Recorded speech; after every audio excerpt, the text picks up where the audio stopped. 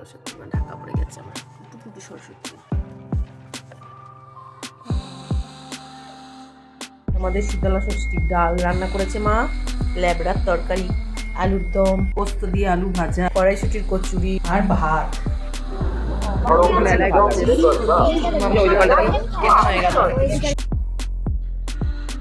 ওদের দুজনের কেনা হয়েছে, আমি তো একটা কিছু কিনবো, তারপর তো বাড়ি যাবো। বেরিয়ে গেলাম মেলা থেকে, প্রচুর কেনাকাটি অলরেডি করে ফেলেছি। কি কি কেনাকাটি করছি বাড়িয়ে দেখাচ্ছি, চলো।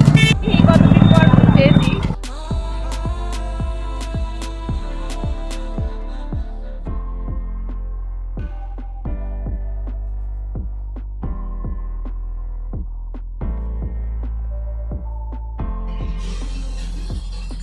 খাওয়া দাওয়া হয়ে গেছে, এবার বাড়ি